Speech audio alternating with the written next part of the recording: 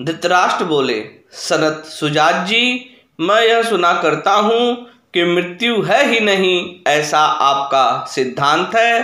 साथ ही यह भी सुना है कि देवता और असुरों ने मृत्यु से बचने के लिए ब्रह्मचर्य का पालन किया था। इन दोनों में से कौन सी बात ठीक है?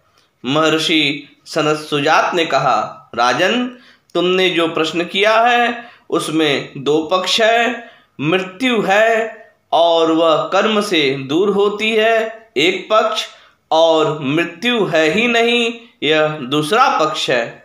परंतु वास्तव में यह बात जैसी है वह मैं तुम्हें बताता हूँ। ध्यान से सुनो और मेरे कथन में संदेह न करना। क्षत्रिय, इस प्रश्न के उक्त दोनों ही पहलुओं को सत्य समझो। कुछ विद्वानों ने मोहवश इस मृत्यु की सत्ता स्वीकार की है, किंतु मेरा कहना तो यह है कि प्रमाद ही मृत्यु है और अप्रमाद अमृत है। प्रमाद के कारण आसुरी संपत्ति वाले मनुष्य मृत्यु से पराजित हुए और अप्रमाद से ही दैवी संपत्ति वाले महात्मा पुरुष ब्रह्म स्वरूप हो जाते हैं। यह निश्चय है कि मृत्यु व्याघ्र के समान प्राणियों का भक्षण नहीं करती, क्योंकि उसका कोई रूप देखने में नहीं आता। कुछ लोग मेरे बताए हुए प्रमाद से भिन्न यम को मृत्यु कहते हैं और हृदय से दृढ़तापूर्वक पालन किए हुए ब्रह्मचर्य को ही अमृत मानते हैं। यम देवता पृथ्वीलोक में राज्य शासन करते हैं। वे पुण्य कर्म करने वालों के लिए सुखदायक और पापियों के लिए भयंकर हैं। इन यम की आज्ञा से ही क्रोध, प्रमाद और लोभ रूपी मृत्यु मनुष्य के विनाश में प्रवृत्त होते हैं।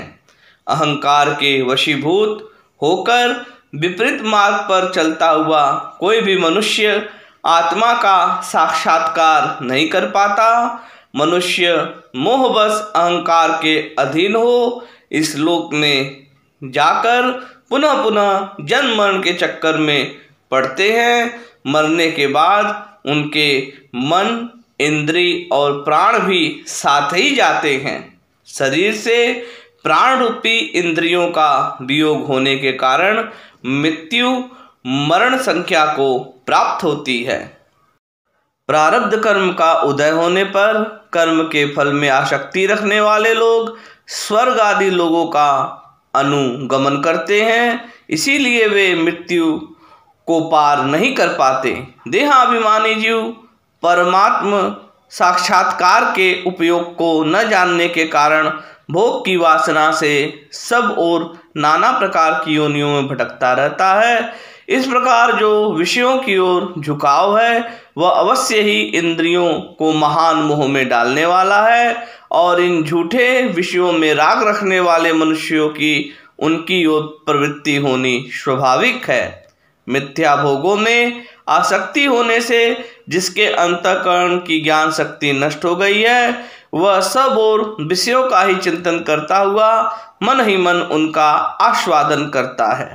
पहले तो विषयों का चिंतन ही लोगों को मार डालता है, इसके बाद वह काम और क्रोध को साथ लेकर पुनः जल्द ही प्रहार करता है।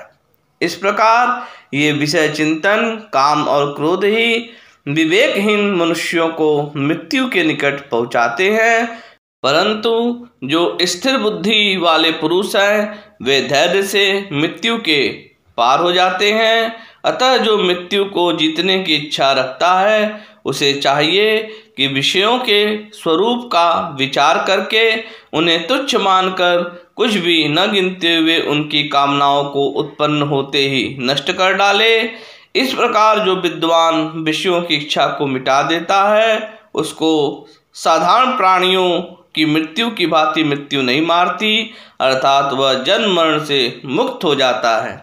इसीलिए राजन, इस काम की सत्ता को नष्ट करने की इच्छा से दूसरे किसी भी विषय भोग को कुछ भी न गिनकर उसका चिंतन त्याग देना चाहिए। यह जो तुम्हारे शरीर के भीतर अंतरात्मा है, मोह के वशीभूत होकर यही क्रोध, लोभ और मृत्यु रूप हो जाती है। इस प्रकार मोह से होने वाली मृत्यु को जानकर जो ज्ञाननिष्ठ होता है वह इस लोक में मृत्यु से कभी नहीं डरता। उसके सामने आकर मृत्यु उसी प्रकार नष्ट हो जाती है जैसे मृत्यु के अधिकार में आया हुआ मरण धर्मा मनुष्य। जय श्री कृष्ण।